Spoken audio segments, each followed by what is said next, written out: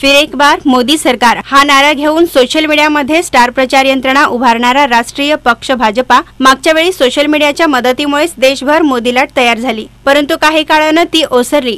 सोमवारी पुन्हा सोशल मीडियाद्वारे मंजूळ आवाजानं ग्रामीण भागातील शेतकऱ्याला भुलवून मतांचा जोगवा मागणाऱ्यांचा प्रयत्न भाजपाकडून होतोय। असाच एक कॉल मोहोळ तालुक्यातील गोटेवाडीच्या शेतकऱ्याला आला। भाजपा कार्यालयातून आलेल्या त्या कॉलवरून मंजूळ आवाजात एक मुलगी मोदींचं कौतुक करत होती आणि भाजपाला मतदान करण्यासाठी शेतकऱ्याला भुलवित होती, परंतु मोदी सरकारच्या धोरणामुळे मेटाकुटीला आलेला कर्जबाजारी शेतकरी मोदींना लाखोली वाहू लागला। आमची वाट लावणाऱ्या मोदीनं मन की बात मधून देशाचं वाटोळं केलं आहे, त्यामुळे 15 लाखाचं काय झालं, चौकीदार चोर है असं परखड शब्द त्या शेतकऱ्यानं फोडल्यानं भाजपा कार्यालयातील फोनला लकवा भरला आणि मला ऐकायला येत नाही असं बोलून त्या शेतकऱ्याचा फोन कट करण्यात आला। भारताचे पंतप्रधान महाराष्ट्र प्रदेश बीजेपी संवाद केंद्रातून। हा बोला की। हॅलो, हा बोला म्हणलं। शंकरजी, भारताचे पंतप्रधान माननीय मोदीजींच्या नेतृत्वात गेल्या 5 वर्षामध्ये आपला देश अगदी योग्य दिशेने प्रगती केली आहे आणि यापुढे देश अशाच प्रगती करत राहावा यासाठी मोदीजींना मत देऊन लोककल्याणकारी सरकारांना ही विनंती। मोदी सरकार वाट लागली आमची शेतकऱ्याची, कशाला फिर एकदा मोदी। ओके, शरद पवार होतं त्यावेळेस चांगलं होतं ना, आता मोदी आल्यावर आमची शेतकरी पाक वाटोळ झाले आणि परत एकदा म्हणता का फिर एकदा मोदी। 15 लाख द्यायचं काय झालं तुमचं?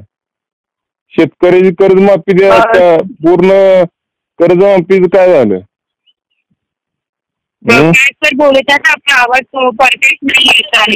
आता आवाजच येत नाही तुम्हाला, हाणाला पाहिजे आता। बोला सर, काय बोलत आहात? आपला आवाज व्यवस्थित नव्हता येतोय, बोला। कर्जमाफीच काय झालं? शेतकऱ्याची पूर्ण कर्जमाफी द्यायचं।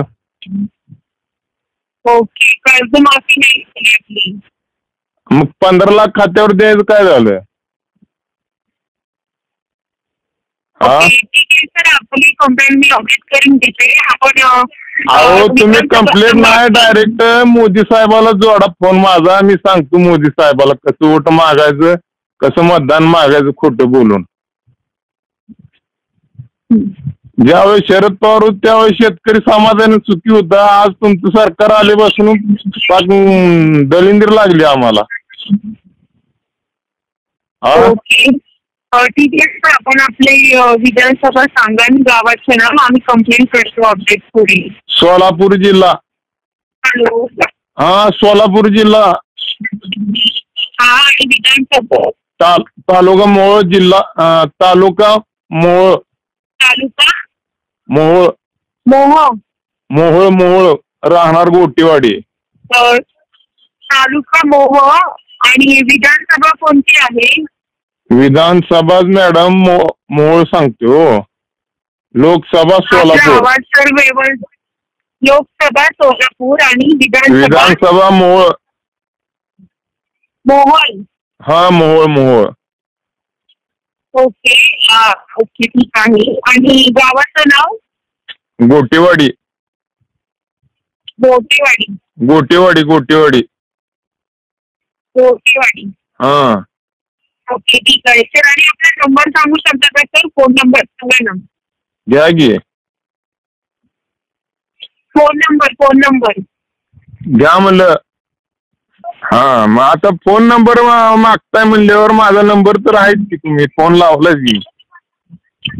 नाही तरी ते सिस्टम मध्ये आपल्या फक्त नाव आमच्यासाठी नंबर नाही दिसत आम्हाला। जसं तुम्ही मोदी साहेबांना वोट मागताय ना, तसं प्रश्न सोडवले तर काही बी बघा, विचारत जावा मतदाराला। तुम्ही म्हणताय भाजप युतीला मतदान करा म्हणताय ना मॅडम, बरोबर आहे का?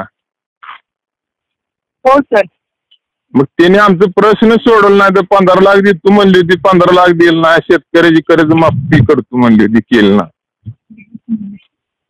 ठीक आहे कधी का कंप्लेंट कंप्लीट करा, नाही तर डायरेक्ट जर जोडणं होत असेल मोदी साहेबांना जोडा. मी बोलतो 1-2 मिनिटं. नाही सर, असं काही नाहीये कॉन्फिडन्सचा. हा, आम्ही बीजेपी ऑफिस मधून बोलत आहोत. बीजेपी ऑफिस मधनं. ओके. बर बर बर.